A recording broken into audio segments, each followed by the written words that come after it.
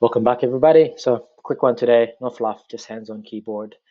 So, recently I wrote a blog post called DuckDB, the Excel moment for digital accountant. And this video essentially is just purely the how part of it. So, and hopefully by the end of it, you'll know how to create DuckDB database, connect DBeaver to it, and run queries against the files and everything else that you might think of. And hopefully, really have a good, I guess, starting point to really play around with this magical technology. Cool. So I'm screen sharing at the moment. If you see there, I have two apps. On the left, I have my Visual Studio Code, which is my IDE, my integrated development environment for me to write codes. And on the right is essentially my DBeaver, which is my IDE to essentially read database and do database stuff, really. Um, so first thing first, DBeaver doesn't actually connect directly to a raw CSV. It needs to connect to a DuckDB database file, hence the technology, which has a .db extension. So the first thing that we need to do is essentially create a .db extension file. Now it's pretty easy. Again, I'm not expecting you guys to be an engineer. If you struggle with this, just get someone who knows how to do simple Python, and just give them essentially these three lines of codes. First, they will import the DuckDB package. They will then create the test DB, and they will close the connection because DuckDB is a single player database. So I've ran all of this, and I've basically you can see that already created automatically in here, test1.db. So we have a database file. So next thing you do is essentially you go to your DBeaver and you connect to that new database that you just create. So click on that plus button, you go DuckDB, you go next, and then I can't remember the actual path, so I'll copy, right click on that and copy path. And I just copy that and I just finish. Cool. Now I have a DB connection. So what I have to do now is right click on that and you can go, before I do that actually, I'm going to copy this code that I've already created before I do this. So I go SQL editor, I go new SQL script, and I'll just paste that there. If you see here, that's the connection. It knows, okay, I'm looking at test1db. So now I've actually created some mock data for this purpose. So if you see here, I use Visual Python to essentially generate that. Thank you, Jet, or thank you, Claude AI. So if you go back to that data set, I'll show you here. So I have these two tables, these two CSV files, massive, half gigabyte each. So I'm gonna basically show you how beautiful this is. So first thing I'm gonna do is I'm gonna right click on that. I'm gonna copy that as path. Now I'm gonna show you what I'm gonna do here. It's pretty simple. This whole syntax. So SQL syntax, again, if you are struggling with this, mate, just use AI. AI is so cool now.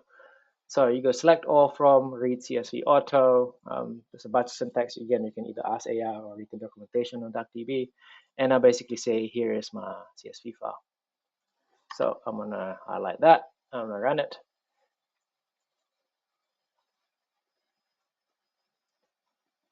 Oh, where's that? Or did I do it the wrong way? Because I was being stupid. I have two quotation and non-quotation. It works in either way, really. So I just read that again. There you go.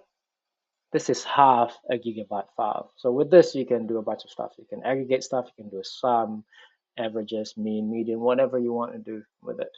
Just to show you how big this file is, I'm going to do select count all. Run that. There's 3.5 million rows. The other beauty of this as well, you can do things like a wildcard. So I will say, because I know, for example, there are two files there, both around about half gigabyte, sorry, and they all have the same kind of naming convention here. If you see here, CRM v1, CRM v2, I'll just say read anything there. Let's start with the CRM v, wildcard it with a star thing. I don't know what you call it. That. Oh, sorry, still v1. I'm gonna do that, around that. And that should be, yeah, there you go. It reads the whole thing. And you can edit so it actually goes file name. I think this is the pattern here, true. I might be wrong here, so we'll see if this is right or not. I'll make it to the bottom here so you can see exactly what I'm doing. Go all, select all first, because I think this is wrong. I don't think it's called file name. Yeah, this is not quite file name equals true. Oh, sorry, my bad. I have an extra E there. Do this. Just don't know here. I'm doing this live. The good thing about this, it kind of tells you, do you mean this? It's very helpful, mate. Very helpful. There you go. It's called file name. Cool. Now I know exactly what I'm meaning. I'm going to do file name count, and I'm going to group by one, which I think this works. There you go. It does. So it kind of tell you, okay, I'm reading both files now instead of just one, just by doing that wildcard thing. So one file is 3.5 million rows, the other one is about 3.7 million rows. That's how easy it is to do this kind of stuff. Cool. Now, the other thing that I didn't really point it out is this is a proper database. So you can actually create tables based on that. And when you create table, that table got created on that .db file that you have attached to. I'll just see that as an example. So I'm going to go here. I'm going to create the table here in a second. I'm going to copy this whole path there. Create it there. Oh, that's not right. I want to put it there with the path thing there. There you go. There. What I'm going to do now, I'm going to execute this too. Oh, actually, what am I doing? I'm going to create table. Sorry, this is actually a Python code that got copied. I don't need all that thing. I'm going to create this. This is the Python thing. I'm going to create one table called CRM1.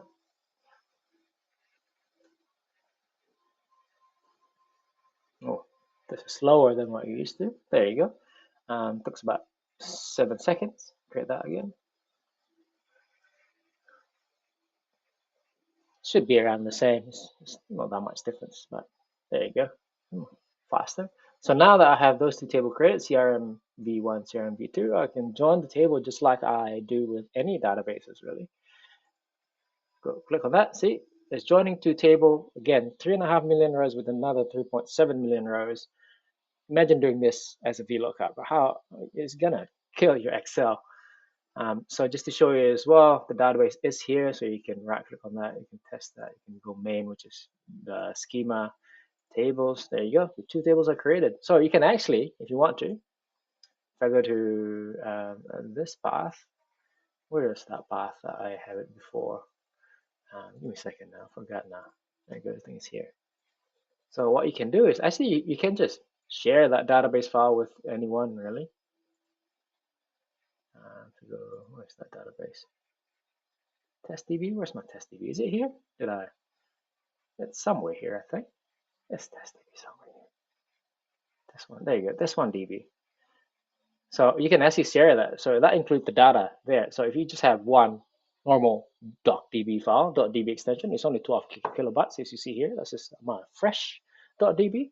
And this one with tables in it. You can actually give that to someone and they can start doing it.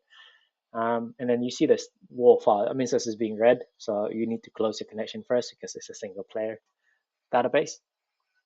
So yeah, you have everything there. You can do stuff like aggregation. So this is one that I have. So again, aggregating everything. See, you can do active customer, total pipeline. You can do schema drift check as well if you want to. Just this is another query that I have ready. So you can see that this there are credit limit only appear once, which is in V2. So by schema drift, I mean the CSV file have an extra or less column than what you previously have had from different version. So that handles it pretty easily as well. Yeah, this is all cool.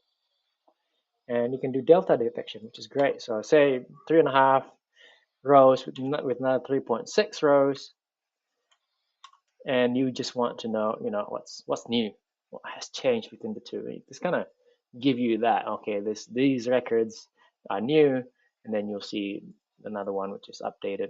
Oh, it's a bit too slow, isn't it? There's an updated one. I don't want to go through the whole thing. If you see here, every time I go scroll down, it grabs more data. Lazy loading, which is great. So yeah, so hopefully that can help you to get started with DuckDB and DBeaver. Again, 3 things you can do now. You can do an hour ago. First, you can turn any CSV into proper queryable database file using 5 lines. Well, 3 lines creating the DuckDB file, and then essentially 2 lines to create the table using the source in CSV. Yeah, hopefully this is useful. I'll try not to take more of your time, but give it a go. Seriously, this is a game changer. The ability to have your own database that you can really do a lot of special things with. Yeah, it's pretty powerful. Uh, Thank you, guys.